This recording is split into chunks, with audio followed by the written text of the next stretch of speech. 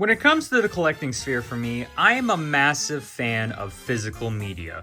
I love collecting everything when it comes to VHS tapes, DVDs, Blu-rays, and most recently, I've actually gotten into collecting 4K movies. Now, when it comes to 4K movies, I've really learned that you have to do your research on what ones are worth it and what ones aren't. So for example, when it comes to 4K movies, there's a lot of examples of really bad transfers or really bad ways in which they've gone in and they've really mucked it up for different things such as color correction or adding CGI in places that weren't really there. So it's almost an entirely brand new, it's like a George Lucas Star Wars almost. So you really have to do your research before you buy a 4K DVD or Blu-ray, because, for example, a lot of the times the Blu-ray will be the better version or the DVD will be the better version, and a lot of the times I do have multiple different editions of certain movies because, sometimes these movies do not have special features on them. They just have the movie. But when it comes to some of these titles, I've finally gotten into it and I've done my research, and I've been very, very impressed so far with some of the 4K transfers that I've personally witnessed. Recently, I got the How to Train Your Dragon 4K edition. This is a beautiful steelbook. Usually, I'm not a big fan of steelbooks. I really don't get them as in comparison to just having a regular slip sleeve or a regular version of a disc. But this is just beautiful, and then when you open it, you get really cool inside art like right here with Burke.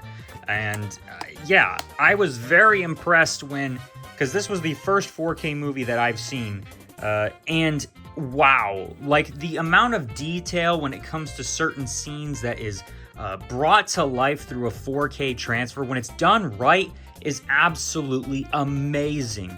For Toothless, for example, on the How to Train Your Dragon 4K edition, there's details and there's patterns and there's designs that I've never seen before or never noticed before, at least.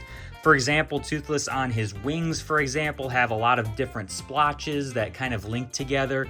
It's a detail I never truly noticed until I watched it with the 4K edition, but I've been very impressed with some of these, for example. Now, like I said, you have to do your research because there are some like Lord of the Rings, or for example, I did see like Planes, Trains, and Automobiles has a very bad 4K transfer. A lot of people look waxy in that because they turned something up, for example, that a lot of people were saying. Jaws has a lot of AI upscaling, but because of it, a lot of the backgrounds have really weird and wonky faces. There's a lot of great videos out there that will really tell you which are some of the best 4K transfers available. Now, I have watched Final Fantasy Advent Children. Really great animated movie. Not one that necessarily needs a 4K transfer, but it was cool that I finally got to watch this. This is a movie that I've been dying to see ever since Godzilla Final Wars, because there was a trailer for it on the DVD there. And, you know, I've become a Final Fantasy fan as time has gone on. So I really think that this was actually pretty good. It's sort of like a Suo sequel to 7. Some of these other ones that I haven't seen, which I've been dying to see for a while now, is Lawrence of Arabia. Really nice steelbook edition, really gorgeous artwork there. And then Steven Spielberg's first movie, which was a TV film, is Duel. And this is another one that I've been wanting to watch for a really long time. So I'm really happy that I got to find some copies of these movies. But I think when it comes to the best 4K transfer that I have actually witnessed so far is the 2014's Gareth Edwards Godzilla reboot. Oh my gosh, this looks incredible. For those of you that don't know, really, Godzilla is a very dark movie. Not just as in terms of its storyline or as in its tone, but also in its color correction and in the way it's shot. It's supposed to have a lot of scenes that take place during the night, a lot of fog, a lot of dust effects. It's a very dark-looking movie. The problem with it was when it was transferred to a DVD and a Blu-ray around 2014, 2015, whenever it came out, It was one of the worst Blu-ray and DVD transfers I think a lot of people saw. There was not a lot of way you could see what was going on. Godzilla would really blend in with everything. Same thing for the Mutos. You just didn't get a lot of detail when it came to the fights. Now, it was watchable, it was fine, but it definitely was something where it's like, hold on, was it this dark in the theater? Because honestly, I didn't remember it looking that dark. And when it came to YouTube, for example, you would look up like different scenes brightened and it looked a lot better. But now that we have this, the 4K edition, they went in and they, I don't know what they did for this copy of the movie, but man, all the Godzilla scenes now are bright. You can fully see what's going on.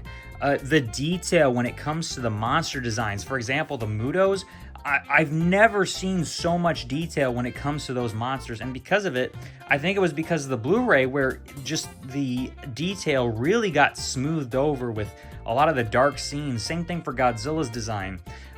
This just really made me appreciate how much thought and effort went into the Muto designs, Godzilla's design in general. Because, I mean, I was watching the movie, and you don't realize how bloody of a fight this Godzilla movie is, actually. So a lot of the scenes where the Mutos are stamping their like hooves or whatever into Godzilla's back and sides, you can see blood spurts going up, kind of like Godzilla versus Gigan, for example. It's a very bloody fight. It's not super in your face, but I mean, on the 4K edition, you can easily see that now, and it's pretty cool. I would say same thing for the Muto designs. When it comes to the Mutos, I've never really fully appreciated them yet. I like that they're an original monster because I always think that we need more original monsters in the Monsterverse and for Godzilla to fight. So the Mutos were always super cool in that aspect. I don't really like how blocky they look. They're a good, comparison to Godzilla, or a good, like, offbeat to Godzilla in that regard, because they look completely different. But I just think they look a little bit too much like a Minecraft or a Roblox character. In the 4K edition, though, I appreciate how much of the design was really there. You see the texture in the skin of them, and it looks like charcoal, for example. It's really, really cool. Same thing for their eyes.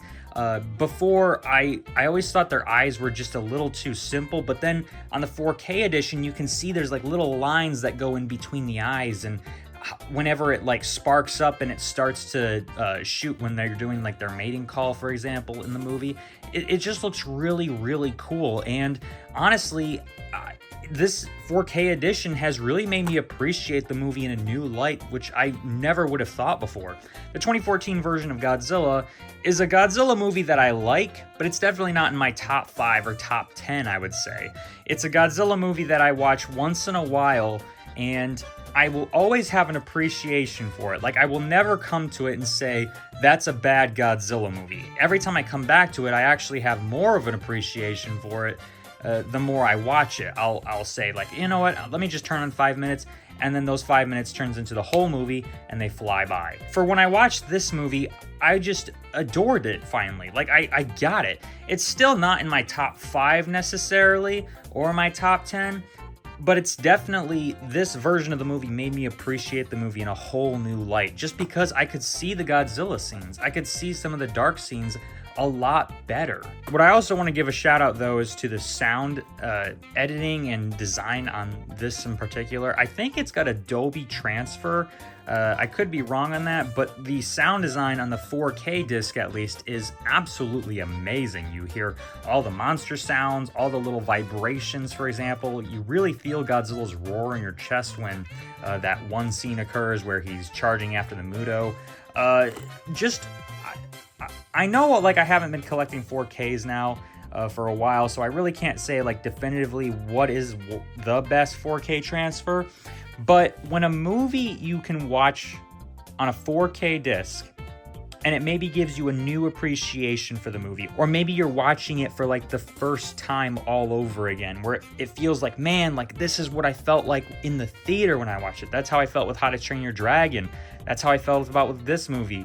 I think that makes it for one of the best 4K transfers. If a 4K transfer can give you that feeling of like, man, like this is watching it for the very first time all over again, then that makes it one of the best 4K transfers. So I wanted to really give this a shout out, and just, I mean, if you don't have this in your collection, definitely go for it.